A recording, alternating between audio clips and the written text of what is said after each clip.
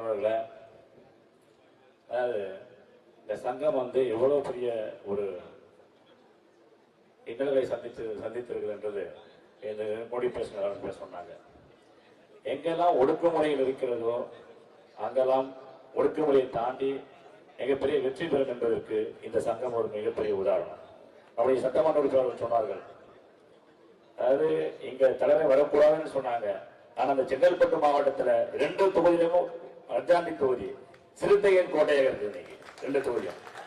அதாவது ஒண்ணும் இல்லை, நாங்க வந்து 2021 பிரச்சாரம் பண்ணும் பொழுது சொன்னாங்க, விடுதலை சிறுத்தைகள் வெற்றி பெற்றால் ரவுடிசம் பெருகிடும். இதே பச்சையா போய் சொல்லி பிரச்சாரம் பண்ணாங்க. சிறுத்தைகளுக்கு ஓட்டு போட்டா இங்க மிகப்பெரிய பிரச்சனை நடக்கும் சொன்னாங்க. ஆனால் இந்த 4 ஆண்டு காலமாக திருப்பூர் சட்டமன்ற தொகுதியும் செய்யூர் சட்டமன்ற அமைதி பூங்காவாக இருக்கிறது. எங்க இருக்கு இதுவரைக்கும் இந்த 4 ஆண்டு காலங்கள்ல ஒரே ஒரு பிசிஆர் ஆக்ட்ல வன்கொடுமையில ஒரு வழக்கு பதிவு செய்யல, கிடையாது. ஒரு வழக்கு பதிவு செய்திருக்கு. அதுவும் எப்படின்னு சொன்னாங்க, அந்த அம்மாவே ஒரு தவறா ஒரு பேசி அந்த அம்மாவே அந்த ஒரு குரூப்ல வாட்ஸ்அப் அமிஷன் அவங்க ஒரு ஊராட்சி மன்ற தலைவர்களுடைய தொகுதியில ஒரு வழக்கு பதிவு பண்ணிருக்கு. அப்படின்னா எவ்வளவு வந்து இந்த விடுதலை சிறுத்தைக்கு கட்சிக்கு எதிராக எவ்வளவு வந்து வன்மம் இருக்குன்றத பார்த்துங்க. அதே போல பாத்தீங்கன்னா இந்த மண்ணில வந்து அதிக அவதூறுகளை சந்தித்த தலைவர்கள் ஒரு தலைவர் நம்முடைய தலைவர்கள். ஒண்ணு இல்ல, முன்னாடி பார்த்திருப்பீங்க. அதாவது ஹைகோர்ட் உயர்நீதிமன்றம் வாசல்ல என்ன நடந்தது? ஒண்ணுமே இல்லை. அதாவது தலைவர் வண்டி போகுது, அங்கிருந்து அந்த வண்டி ஒருத்தன் தெரியும், இந்த ராஜீவ்காந்தி வண்டி எடுத்துட்டு வரான். தலைவர் வண்டியா ஒரு டச்சு தொட கூட இல்லை. அவனே நிப்பாட்டி அவனே வந்து தலைவரை அங்க வந்து தலைவரை வந்து ஒரு பேசி அங்க பிரச்சனை பண்றான்.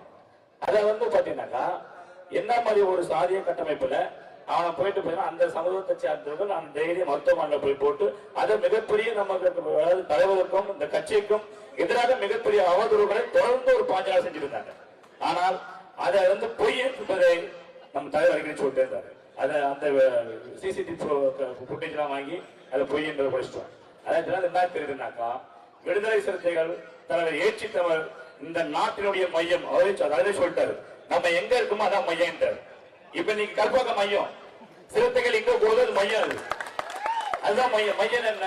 இந்த பூமி, அதாவது இந்த பூமி உருண்டை இருக்குல்ல, அந்த உருண்டை வந்து இந்த மையத்தை நிற்குது ஒரு பாயிண்ட். அந்த பாயிண்ட் தான் அந்த பூமி சுத்துது. அதே மாதிரி எழுச்சி தமிழை சுத்தி தான் தமிழ்நாட்டு அரசியல். எழுச்சி தமிழ் இல்லாம விடுதலை சிறுத்தைகள் இல்லாம ஒருவனும் ஆசையாது. அதே போல அதாவது நம்முடைய புரட்சியாளர் அம்பேத்கர் கண்ட கனவை நனவாக்கியவர் தான் நம்முடைய தலைவர்கள். ஒண்ணு இல்ல, இந்த சங்கத்துக்கு மற்றவருடைய அந்த இன்னைக்கு காப்பாளர் சங்கத்தில் தலைவர் இருக்காரு. சங்கத்துடைய காப்பாளர் உங்களுக்கு அர்த்தம் தெரியும் உங்களுக்கு. அப்போ அதாவது அம்பேத்கர் என்ன சொன்னாரு, நம்முடைய மக்களை வந்து பிரிஞ்சு இருக்கிற மக்களை ஒண்ணு சேர்க்க சொன்னாரு, பட்டியல சேர்த்தாரு. ஆனா அவர் கண்ட கனவு நினைவாவில்லை.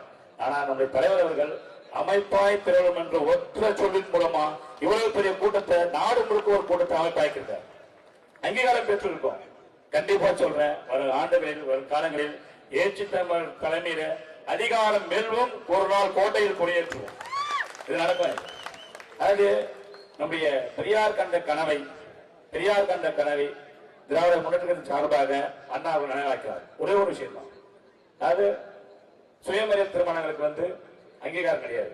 சுயமரியாதை திருமணம் பண்ண குழந்தைகளுக்கு வந்து அது அந்த மனைவி வெப்பாட்டியாகவும் அந்த குழந்தைகள் வந்து லீகராசில் என்ற சட்டம் இருந்தது. திராவிட முன்னேற்ற தலைமையில அறிஞர் அண்ணா அவர்கள் ஆட்சி அமைத்தார். அந்த சுயமரியாதை திருமணங்களை சட்டமாக்கியவர் அண்ணா அவர்கள்.